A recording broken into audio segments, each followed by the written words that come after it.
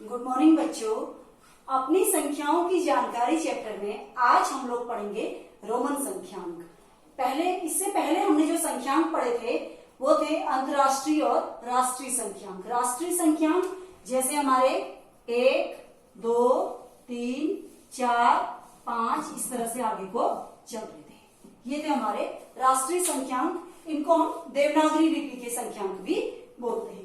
और ये जो संख्यांक दे रखे हैं 1, 2, 3, 4, 5, 6, 7, 8, 9, 10 इस तरह से 1000 तक दिखा रखे हैं जो यहाँ पे, ये आपके हैं अंतरराष्ट्रीय लिपि के संख्यांक, या इसको हम इंटरनेशनल न्यूमरेशन भी बोलते हैं। ठीक है, तो यानी कि इनको हम अंतरराष्ट्रीय लिपि कहते हैं। तो आज हम लोग पढ़ रहे हैं रोमन संख्यांक, यानी कि रोमन पद्धति के संख्यांक। इनका यूज किया जाता है ज्यादातर दीवार घड़ियों में, क्लासरूम में आपके जो दरवाजे होते हैं उस क्लासरूम के दरवाजों के ऊपर से लिखा रहता है ज्यादातर। आपका आपने ध्यान दिया होगा, जैसे क्लास 6, क्लास 7, क्लास 8 इस टाइप से जो लिखा होता है, ये जो अंक लिखा हुआ है ये V और I, ये आपका रोमन संख्यांक का प्रतीक है। ठीक है, और आपने तो इस तरह से आपने दीवार घड़ियों में, क्लासरूम के दरवाजों में, या कक्षा समय सारणी, क्लासरूम का जो एक टाइम टेबल होता है आपके दरवाजे में लगा रहता होगा विद्यालय के, उसमें भी आपने इनको देखा होगा। जैसे फर्स्ट पीरियड, सेकंड पीरियड, जैसे आपका पीरियड्स है जहां पर आपके पीरियड्स दिखाए जाते होंगे, जहां पे वहां पर फर्स्ट, सेकंड, थर्ड, ये आपका कौन सा पीरियड चल रहा है, थर्ड पीरियड चल रहा है, कौन सा पीरियड चल रहा है, फोर्थ पीरियड चल रहा है। तो ये जो है ये जो अंक प्रतीक दिख रहे हैं आपको, ये रोमन संख्यांक है। ये सब भी क्या है, रोमन संख्यांक। तो आज हम पढ़ेंगे इन्हीं रोमन संख्यांकों के बारे में पढ़ेंगे। जैसे आपने अंतरराष्ट्रीय और राष्ट्रीय लिपि के संख्यांक पढ़े हैं, ठीक है, तो ये आपके 10 होते हैं काउंटिंग में। ये 10 नहीं होता, बल्कि इसमें 10 ये वाला होता है, ये वाला होता है। आपका एक 0 होता है और बाकी 0, 1, 2, 3, 4, 5, 6, 7, 8, 9 ये 10 प्रतीक होते हैं अंतरराष्ट्रीय और राष्ट्रीय लिपि के लिए। इन 10 प्रतीकों को हम दार्शनिक अंक भी कहते हैं।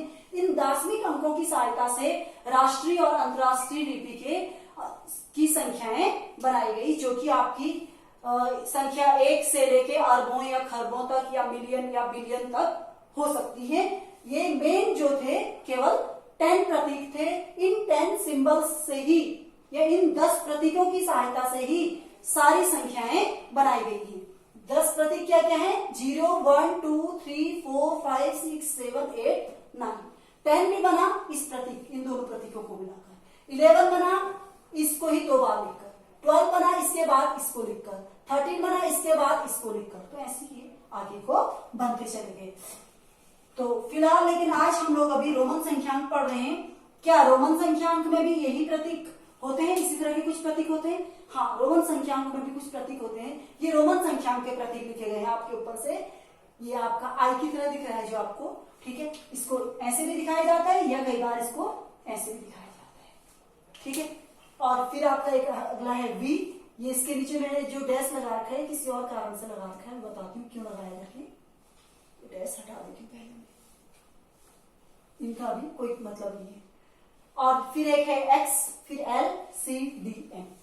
आप ये कहाँ यूज होते हैं? ये होता है 1 के लिए, ये होता है 5 के लिए, ये होता है 10 के लिए, और ये होता है आपका 50 के लिए, 50 के लिए, ये होता है आपका 100 के लिए, और ये होता है 500 के लिए, और वो होता है 1000 के लिए। तो यानी कि ये तो हमारे प्रतीक इतनों के लिए तो फिक्स है। जैसे क्या क्या क्या है, 1 के लिए आपका ये है, 5 के लिए आपका ये है, और 10 के लिए, यहाँ पे 10 लिख देते हम, 0 ही रह गया हमारे यहाँ पे। 10 के लिए हमारा है x, ठीक है। अब आपका l कहां पर है हमारा, 50 के लिए, 50 हमने यहां डिनोट कर रखा है, और c है हमारा 100 के लिए, और d है हमारा 500 के लिए, और 1000 के लिए हमारा है m। हमने यहाँ पर कुछ संख्याओं मैंने पहले से लिख दिए हैं, 1 से 20 तक लगातार गिनतियां लिखी हैं। फिर उसके बाद मैंने आगे को 30, 40, 50 करके इस तरह से बना दी है, क्योंकि आप 20 तक आपको काउंटिंग लिखनी आ जाएंगी, तो आप आगे को 31, 32 आराम से लिख सकते हैं, वहां पर कोई दिक्कत नहीं आती है। तो अब इतने प्रतीक, हमारे प्रतीक तो इतने ही है केवल, अब इनसे हम आगे और संख्याएं कैसे बनाएं, हम 2 को कैसे बनाएं, 2 को हम 1 + 1 कह सकते हैं। एक रोमन संख्याओं का एक नियम है कि कोई भी प्रतीक अधिकतम 3 बार लिखा जा सकता है, पहला नियम। दूसरा नियम है रोमन संख्याओं का कि कोई भी प्रतीक जब उस प्रतीक में जोड़ा जा रहा हो तो उसे हम उसके दाहिनी ओर लिखते हैं।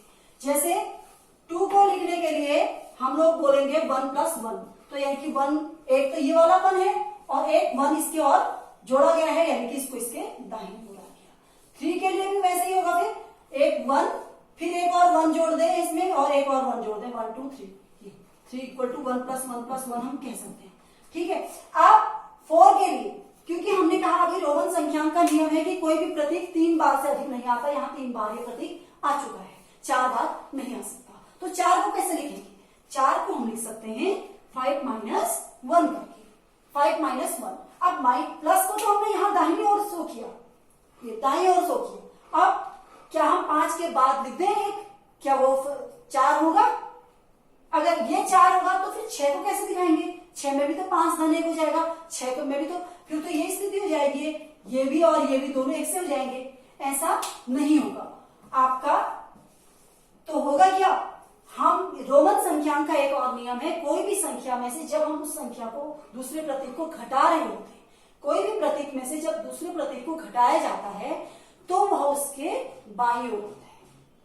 और ये भी ध्यान रखना, रोमन संख्याओं का एक और नियम है, कभी भी बड़े प्रतीक से ही छोटा प्रतीक घटाया जाता है, छोटे से बड़ा नहीं घटाया जाता। और ऐड भी बड़े में ही छोटे को किया जाता है, छोटे में बड़े को ऐड नहीं किया जाता। ये नहीं कि हम ये कहते हैं एक धन या यहाँ पर हम 6 के लिए कह दें कि 1 में 5 जोड़ के 6 आ गए, ऐसा नहीं होगा, क्योंकि बड़े प्रतीक में ही छोटा प्रतीक जोड़ा जाता है। ठीक है, यानी कि 5 में 6 को जोड़ा, 1 को जोड़ा जाएगा, 1 में 5 नहीं जोड़ा जा सकता।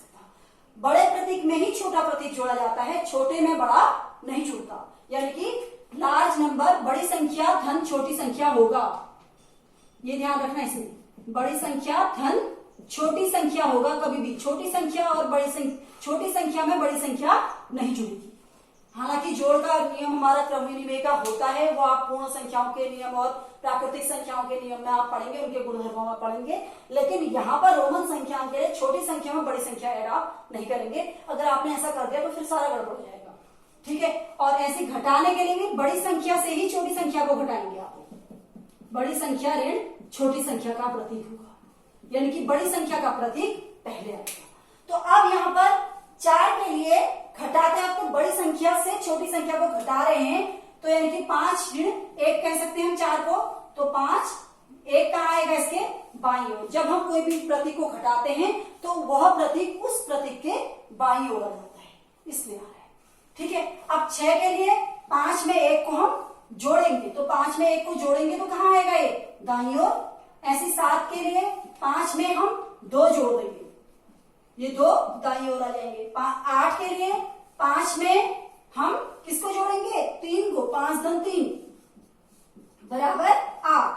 अब 9 के लिए 5 धन 4 करेंगे। ऐसा करें या हम 10 में से 1 घटाएं। जो हमारा एक चीज ये भी ध्यान दिया जाता है इसमें, जिसमें कम प्रतीक आए वो कोशिश की जाती है 10 में से 1 घटाना, ये होगा।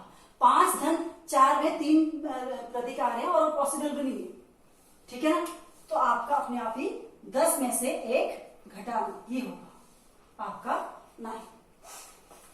अब आपका 10 हो चुका है। 11 के लिए 10 आपका दिया हुआ है x है, तो 10 + 1 आपका 11 हो जाएगा। 10 + 1 इसको लिख दीजिए।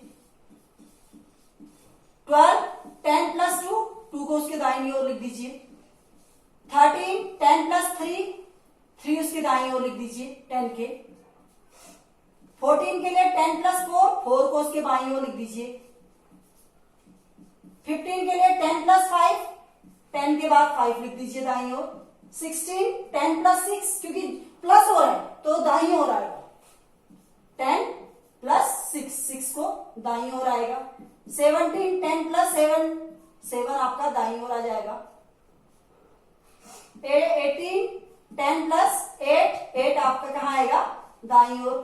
19 10 + 9 9 भी आपका कहाँ आएगा दाहिनी ओर आएगा। और 20 के लिए 10 + 10। ऐसे 21 लिख रहे होते, 20 प्लस 1 डबल एक्स आई, और 22 double x double I, 23 double x triple I. तो इस तरह से आप लिख सकते हैं, ठीक है ना। अब हम बताते हैं 30 का, 20 प्लस 10, 20 प्लस 10। अब 40 के लिए अभी हमने बताया कोई भी प्रतीक 3 बार से अधिक बार नहीं आ सकता, तो 40 के लिए क्या आएगा, तो क्या करें, 50 माइनस 10 कर दें। हाँ, 50 में से 10 माइनस करेंगे तब भी तो 40 आ जाएगा। तो 50 माइनस 10 करने के लिए क्या करेंगे, 10 को कहां शो करें, दाईं ओर या बाईं ओर, बाईं ओर, क्योंकि माइनस कर रहे हैं, क्योंकि हम क्या कर रहे हैं, माइनस कर रहे हैं। जैसे हमने 4 में शो किया था, सेम वैसे ही यहां भी हमने इसको बाईं ओर शो करना होगा। 60 को 10 में 50 में 10 जोड़ा जा रहा है, तो कहां से होगा, दाहिनी ओर, 50 प्लस 10 यानी कि एल एक्स हो जाएगा, ठीक है ना।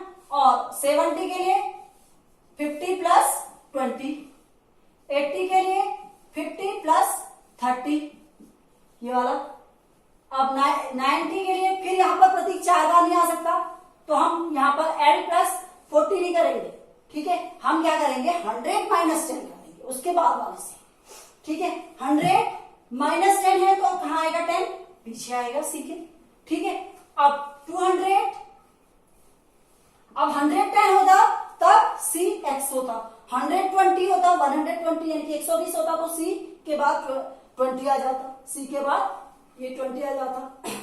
अगर 130 होता सी के बाद 30 आता। तो ये मैं दिखा नहीं रखा है यहाँ पर, ये आप लोग खुद कर सकते हैं, मैं सीधे 200 300 इनको बता रही हूँ। तो 200 के लिए 100 प्लस 100, 300 के लिए 100 प्लस 100 प्लस 100, 400 के लिए 100 प्लस 100 प्लस 100 करें, या 500 माइनस 400 करें, 500 माइनस 100 करें, 500 माइनस 100 करेंगे। 500 क्या है, डी, और 100 इसमें से माइनस कर दीजिए, यानी कि आपका ये बाईं ओर चला जाए।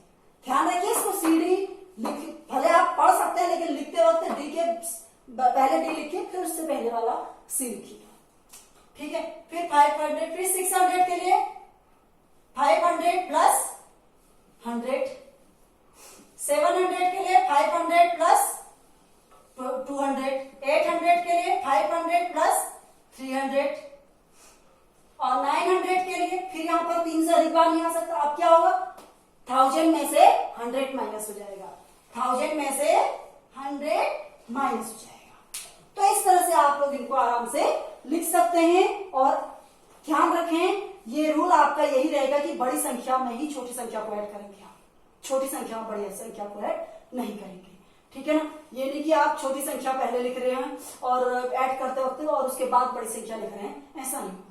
माइनस में इसलिए हो रहा है क्योंकि वो माइनस किया जा रहा है, तब आपकी छोटी संख्या पहले आ जा रही है, ठीक है। और एक चीज के यहाँ पर ध्यान दीजिएगा कि बाकी सभी अंक आपके रिपीट होते हैं, लेकिन कुछ प्रतीक हैं जो आपके रिपीट नहीं होते। वो प्रतीक हैं आपके V, L एंड D। आपने ध्यान दिया होगा 100 के लिए L L नहीं आया होगा, बल्कि 100 के लिए ऑलरेडी उसमें C दे रखा है। L रिपीट कहां हो सकता था, 150 प्लस 50 में तो होता, ठीक है ना। 50 प्लस 50 लिखते जब हम, तो 50 प्लस 50 100 होता है, तो 50 में 50 100 होता है, तो यहाँ पर तो 100 के लिए ऑलरेडी दिया हुआ है, तो यहाँ पर ये रिपीट नहीं हो सकता।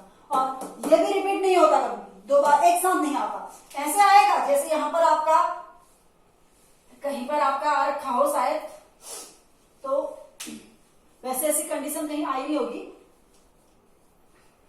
हाँ सॉरी, ये रिपीट नहीं होगा कभी, क्योंकि 5 धन 5 10 हो जाता है, 10 के लिए ऑलरेडी अंक दे रखा है इसमें, ये कभी भी रिपीट नहीं होता।